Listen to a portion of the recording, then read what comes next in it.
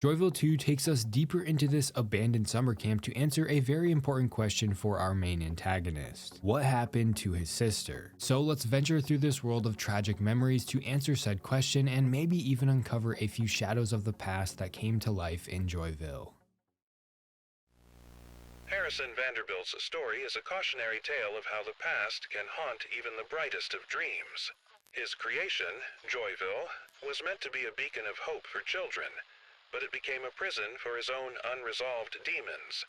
The tragedy of Harrison Vanderbilt lies in his attempt to escape the shadows of his past, only to find them woven into the very fabric of his greatest work.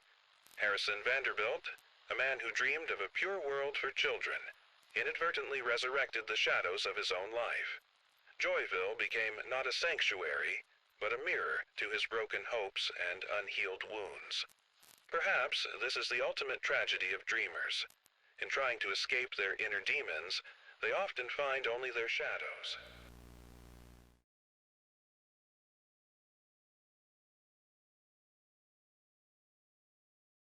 At an early age, Harrison Vanderbilt was like any other kid with a family. However, his family was not the loving type. They were distant from Harrison, which would leave scratches on his soul, causing him to long for the love he never received. This affected Harrison deeply. A child's mind is most impressionable at a young age, so this left Harrison with marks that would stay with him forever. Harrison's mother would prioritize other interests over her own son. After his birth, she appeared indifferent, leaving Harrison with a sense of insignificance that followed him throughout his life. This feeling lingered, a shadow cast over every aspect of his existence. Although Harrison had a sister, one who, at first, seemed to give him the love his parents never did, but eventually her true, darker side revealed itself. She would manipulate, control, and belittle Harrison. Her attention wasn't made of affection, but a cunning desire to exploit his mistakes and weaknesses. Harrison became a pawn to her games. As he grew older, adolescence brought new challenges. Growing up is not easy, but he would come across another figure who would also leave an unforgettable mark on him. This individual embodied discipline, harsh perfection, and treated Harrison with a cold detachment. To this person, Harrison was an object, something disposable, perhaps a drill sergeant. This harshness combined with his sister's manipulation seemed to echo the same cruel message: you are nothing on your own. Years later, as an adult, Harrison's desire to create Joyville was driven by a yearning to provide children with what he lacked in his own youth: love and care. He envisioned a place where children could feel safe, where friendship and joy thrived. Joyville was the perfect place. But creating such a world required more than imagination. It required Harrison to breathe life into his creations, unknowingly infusing them with parts of himself, parts he didn't fully understand, or perhaps parts he feared. You see, in order to make life, you need to give life. So, using science, hope, and a little bit of luck, Harrison was able to cast his own memories and shadows into a liquid that would fuse with the mascots he created for Joyville. Once the mascots were alive, they would take personalities based off of the memories, emotions, and past of Harrison. Some would have specific attributes to make them different, but their personas were already set. Initially, the mascots seemed like harmless reflections of Harrison's character, but over time, they changed. These creations couldn't remain purely kind. They carried within them fragments of Harrison's shadows, the damaged emotions, and painful memories, which of course slowly began to bleed through. They appeared to represent the very things Harrison tried to forget. What he didn't realize was that they were deeply tied to his past, carrying the weight of his unresolved fears and anger. The mascots were meant to bring joy to children, but instead they became nightmares, haunting the very people they were supposed to protect. Harrison's dream of providing children with what he had been denied was noble, but it was tainted by his inability to escape his past. Everything he created was rooted in the shadows of his childhood. The mascots, intended to be symbols of light and protection, became reflections of the darkness he couldn't leave behind. They carried his ghost, and he failed to see it until it was too late. As the mascots began to show their true nature, of course things went wrong, and Joyville, the prolific kids' summer camp, closed down after a sudden tragedy. Harrison Vanderbilt was imprisoned, and the player's sister mysteriously disappeared. Now, years later, the brother has returned to Joyville to uncover the truth of his missing sister. Upon returning, he is flooded with the forgotten memories he once shared with his sister, only to be met with the harsh ruin of the camp once he steps inside.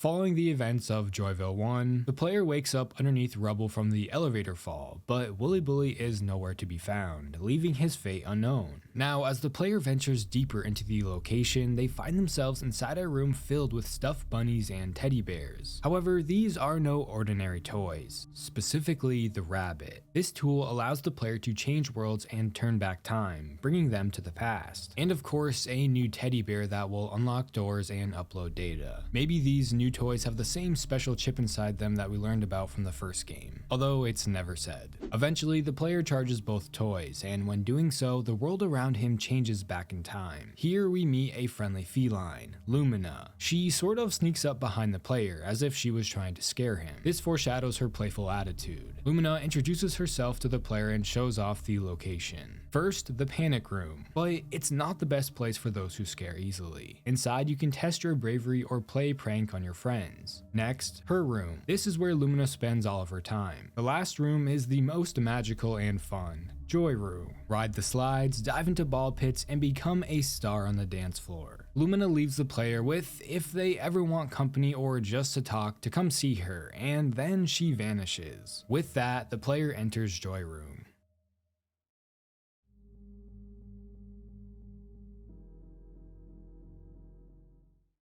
Upon entering, the player makes their way through a maze-like play area, only to change time back to the present day, but not without a visit from Ronnie. Eventually, the player runs into a dancing miracle. Meet the Star, Joyville's very own master dancer. The player meets this character inside his dancing hall. This is a large room with a center stage for dancing. Above is a spinning disco ball, and the room is filled with friendly faces, a vending machine, and speakers. Anything to create a friendly atmosphere. The Star decides to teach the player some moves that will surely make them the star of the show. He tells them not to be afraid to experiment, how dance is joy and freedom. After the player finishes the dance minigame, the Star mentions he's out of breath, considering it's been a while since his last dance. So he tells the player to come back later so he can show them some more complex dance moves. Now, the first thing you'll notice with this character is his vibrant appearance. He wears a pink and purple suit with a yellow accent color and green stripes. He also wears large gold boots with a pink star on them, and stars on the arms of his suit because he is a star. He is tall and slender with a circular head including green eyes and a big bright smile. A smile that never changes. The Star is boastful, making sure you know he is the best dancer around. But he is also kind and endearing. If the player messes up the dance minigame, he reminds them to relax and encourages them not to quit. This shows the character's charming and friendly side. Remember, when the player goes back in time, the state the mascots are in is before Harrison's haunted memories start to take over. After solving a few more puzzles and traversing through a terrifying trampoline maze, the player arrives back to the Star's dancing hall, although this time during present day. It's run down and destroyed. The Star begins talking to the player, and you'll notice he looks drastically different. His suit is now dark purple and pink. His teeth have changed to sharp and pointy, and he even has sharp claws for hands. His demeanor has changed as well. He tells the player that dancing is no longer about fun, it's about survival. How every move could be their last. Don't mess up, or else. While the player is completing the dance minigame again, the Star will actually criticize them, saying he is way better at everything, that they will never shine like the Star, they will never match his level. But the player is successful at dancing, and this hurts the Star's ego. When the minigame is over, the Star cannot believe it. He says it's impossible that they beat him, and accuses the player of cheating. Because of this, they deserve one thing: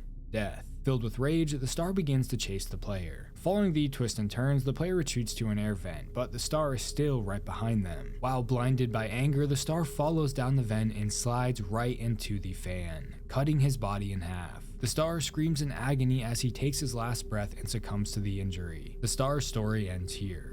The evil personality of the Star was a polar opposite to his friendly counterpart. This is something we will see with every character. Instead of encouraging the player, he belittles them, hoping that they fail to prove that he is the best dancer around. The Star seems to have a massive ego. He needs to be the best dancer, and if anyone challenges that, he takes them out. But where did this ego come from? Well, it comes from Harrison and his fear of being inadequate. During the chase, you might have noticed writing on the walls like, "You're a joke to everyone. Society doesn't need you. You'll never fit in." The The star embodies Harrison's fear of never being good enough. Like I talked about before, as a child his mother was indifferent towards Harrison, meaning she had little interest in her own son. He wasn't good enough for her, leading to this feeling of being inadequate. The star is a reflection of this feeling. He needs to be the best dancer. Without that, he doesn't matter. He is not needed, just like how Harrison felt as a child. Being the best dancer gives the star a purpose, so when the player threatens that title, he has to get rid of the competition. Without being the best dancer, the star is nothing, just like how Harrison's mother made him feel as a child.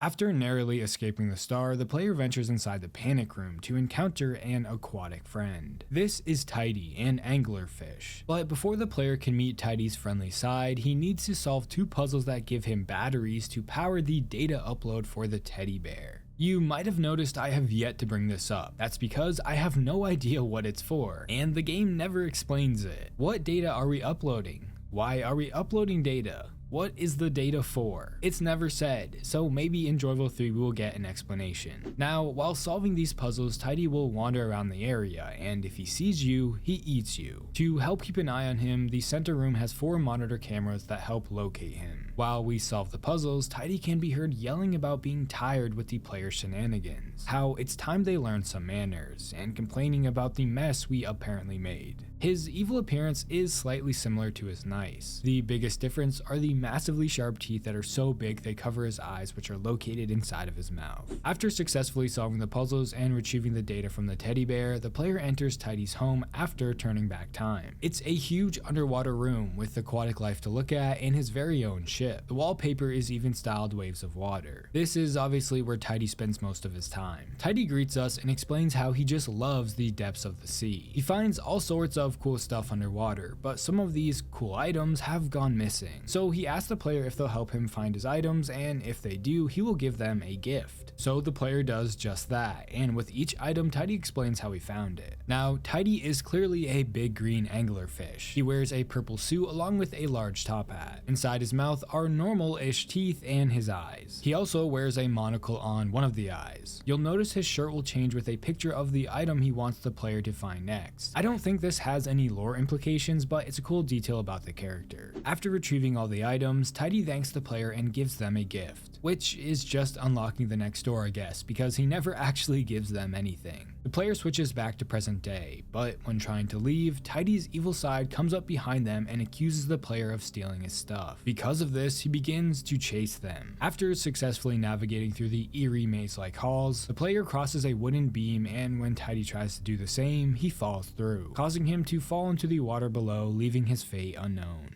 You might have noticed Tidy was sort of a neat freak. During the present day, he kept complaining about a mess the player made, how they need to learn manners. During the chase with Tidy, there was also writing on the walls that reads, "Weakness is your only trait. You'll never be a real soldier. You're just a disgrace to the uniform." This mention of a soldier along with being clean/learning manners hints that the figure that treated Harrison like an object was some kind of drill sergeant, meaning Tidy embodies this figure. Therefore, Harrison was actually a part of the military, or rather the Navy, at one point in his life. I say the Navy because Tidy is a fish, and fish are in water. What's a branch of the military that operates on water? The Navy. So, in the military, or the Navy, a big thing they teach you is keeping your belongings clean and tidy. Hence the name Tidy. So when the player moves his things around, Tidy gets angry like a drill sergeant would and chases the player. It seems even while inside the Navy, Harrison was treated poorly, being told he would never be a real soldier, how he was a disgrace to the uniform. These memories of course haunt Harrison to this day, which are the same memories that bled into Tidy, turning him evil.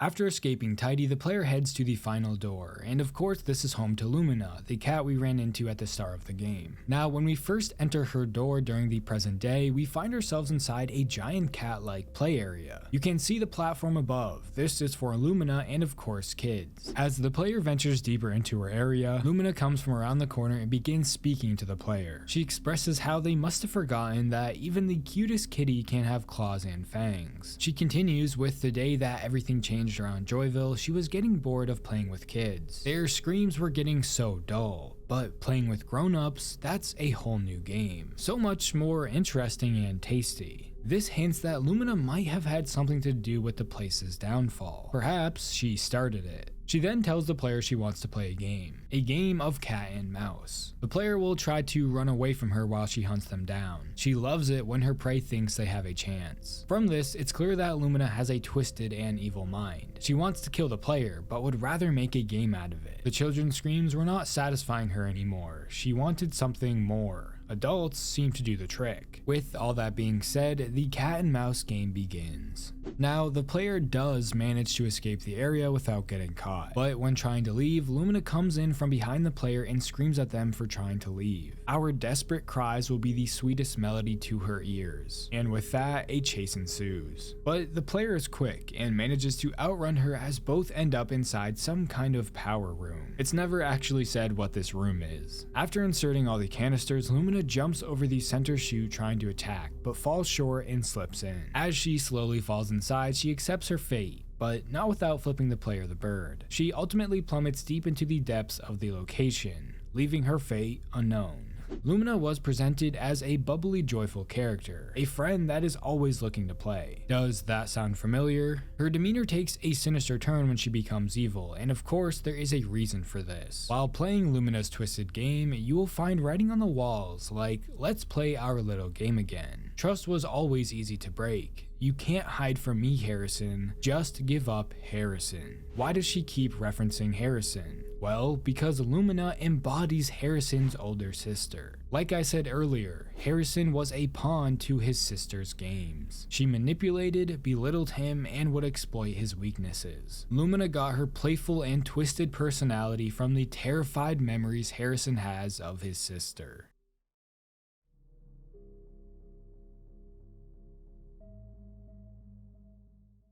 After defeating Lumina, the player enters the location where the mascots were kept. There is a room for each respective character, even ones that we have still yet to encounter. This hints that they might have been treated poorly, being strapped to a piece of metal locked inside a small room, maybe even forced to do things, considering the Stars room has a dance game machine. Honestly, I wish there was more to say about this room, but these just look like holding cells. However, there is a secret passage to Harrison's office, but it has absolutely nothing inside of it except for the audio recording. I'll talk about this more later in the video. Finally, the player enters a lab area with 4 large liquid containers: purple, pink, green, and we make yellow, each corresponding to the characters we already met. Yellow for Wooly Bully, purple for the Star, green for Tidy, and pink for Lumina. Now, because we actually made yellow, this could mean that Wooly Bully will be making a return. This liquid seems to hold said memories and emotions of Harrison himself. Like I said before, each mascot was made from this. They embodied the pain and suffering Harrison carries with him from his childhood. This liquid is then used to craft the mascots. Perhaps they are made in the liquid like something you see out of a sci-fi movie. The actual process has yet to be revealed. Once the player enters the next room, he sees what appears to be his sister. However, while he is now an adult, she is still a child, meaning this is likely a hallucination of some kind, rather another memory, not his actual sister. But it also means the sister we are looking for is actually already dead, and the tragedy that caused Joyville to suddenly close might have been her death.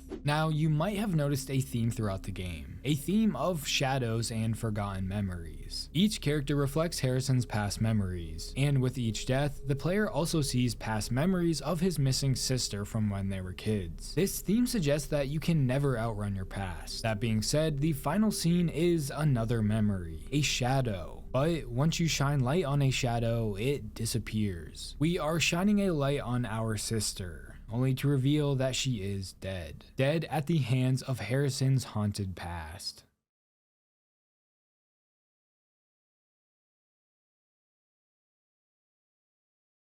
Now, the story explained ends here, but I want to talk about my thoughts on the game because if you played it, you might have noticed there were a few details I didn't talk about or glossed over. First, the audio logs. These are about Harrison's past life, and they came from an update after the game's release, meaning they had to add lore after the game had already been out. This should not happen. If you're going to release a game, the story should be complete. Without these added audio logs, Harrison's office has quite literally nothing important inside. The office holds zero significance other than just being his office. You can't get into the safe and there are no notes. Nothing. Why add this room if there was nothing important here? There's not even a picture of the guy. I mean, this is just another hugely missed opportunity to add something cool in this office. But there's nothing. Regardless of this office, needing to add lore after the game's release is just a huge red flag. I mean, maybe the audio wasn't ready. I don't know, but this brings me to my next issue. The game feels rushed and needs another 3 to 6 months to flush everything out properly. Let me explain. The new toys that we use have no explanation whatsoever. The bunny is able to turn back time, but it's never explained how it's able to do this or why. Why is this toy able to turn back time? In the first game, it said that a chip in a different teddy bear is special, but it's never elaborated on. Is this the same chip? I mean, we have no reason to believe that it is. This is a huge thing with absolutely no explanation. We are quite literally time traveling and there is no details behind it. The same goes for the other new bear. We upload data. Why are we uploading data? What is it being uploaded to? What is the data for? This is never explained in any way. After data is uploaded, we can unlock a door. I'm sorry, but in the most literal way, please make this make sense. Give us a reason why we are uploading data. The third issue I have is with all of the notes we find in the game. I didn't talk about any of these because they are kind of pointless. There are employee notes, but they lead to nothing. They hint to nothing. They're just notes from random employees. Why should I care about Joseph and his family? The game never hints at Joseph being important in any way. It tells us that he's a scientist that doesn't fully understand what he's studying. So you could argue that the note is important because it tells us that he is a scientist. But from the first game, we already assumed there were scientists here, so this note doesn't give us anything new. After I finished the game and thought about the characters, I wondered to myself, what was the point of learning about Joseph? If you want me to care about him, you need to give me a reason. Make him important to the story. Hint that Joseph is still alive, or that he left us something we can use. Or make Joseph Ethan Jenkins from the first game. There was no mention of Ethan in this second one. This is a character I care about because he hinted at the chip and the bear being special. It just feels like a missed opportunity. Another example of the notes being useless is this one. Don't trust their kindness. They aren't who they used to be. We already knew this. This is not new information. This note should have been found at the start of the first game. And why should I care about Mark or Richard? You could argue the note gives the player a hint that there's an exit, but we are not trying to leave. We are looking for our sister. Then there are these employee instruction documents that, again, give us nothing that adds to the experience. The staff wears Daisy costumes. Okay, why? Why do they wear these costumes? Why are they important? There are so many ways you could elaborate on this. Make the player wear a Daisy costume. Make it so the mascots don't attack if we are wearing one. Have it implemented in the gameplay somehow. That's just an example and it's not even the best, but you understand what I'm trying to say. Give the player a reason to care about the costume in a creative way. This other document has the same issue. None of this information is useful. Why am I learning about the employee's life if you have given the player no reason to care about any employees? Oh, but we have a note from Joseph, an employee. Well, like I said before, you have given us no reason to care about Joseph. As of right now, he plays no role in affecting the player in any way. So why should I care about him? I hate to compare, but look at Rich and Avery from Poppy Playtime. Two random low-end employees. Why should we care about them? Well, they tease the orphans, a huge part of the overall story. Their audio log gave us a hint to the overall lore. This note from Joseph teases nothing. There are also other notes, but you get what I'm trying to say. They don't really hold any significance. Another issue I felt I should talk about is that there are a ton of medical records on the ground in the final area, but you can't read any of them if you're playing normally. So that's just a flaw in itself and makes them feel less important because we can't actually read them. However, that's just it. I don't think they're relevant to the game's lore at all. You might have noticed this specific folder all over the game. This is actually a pre-made asset game devs can use. We've seen this exact same folder in the Zucosis game. That being said, this leads me to believe that all of the other papers on the ground are the same thing. Free or cheap assets that mean absolutely nothing to the game's lore. Plus, if they wanted us to read these, I'm sure they would have made them a lot more visible. Now, for the sake of argument, let's just pretend that these are relevant. They are medical records for sick kids, which would mean Joyville was experimenting on sick kids. But that would contradict the story behind the mascots. We were told that the mascot's consciousness was made with Harrison, not any kids. Plus, it would not be difficult to make fake medical records quickly in Photoshop. So yeah, none of these papers on the ground you see are relevant to the lore at all. They're just assets to make the game feel less empty. Look, I really wanted to like this game more than I do because it's not the worst. After all, I just made another video about it, and I wouldn't have if I hated the game. Joyville 2 had so much potential, but it just missed the mark for me. There's a lot to be desired, which makes it feel so far away from the first game. Not to mention, there are so many questions from the first game that didn't get answered in this one. So I hope if there is a Joyville 3, the devs will take time to make things make sense. I do care, and I want Joyville to be successful. With that rant out of the way, this video was kind of a combination with the other Joyville video I made talking about the characters. Here, I wanted to add more to the story and just try to make things make more sense. How do you feel about Joyville in the story? Let me know your thoughts in the comments below, and if you like horror game content like this, please consider subscribing. Also, I just made a Discord server, so if you want to chat with me, I recommend joining. And if you want to support the channel more, you can become a member. Don't forget to follow my Twitter at TerrifyT. Thanks for watching.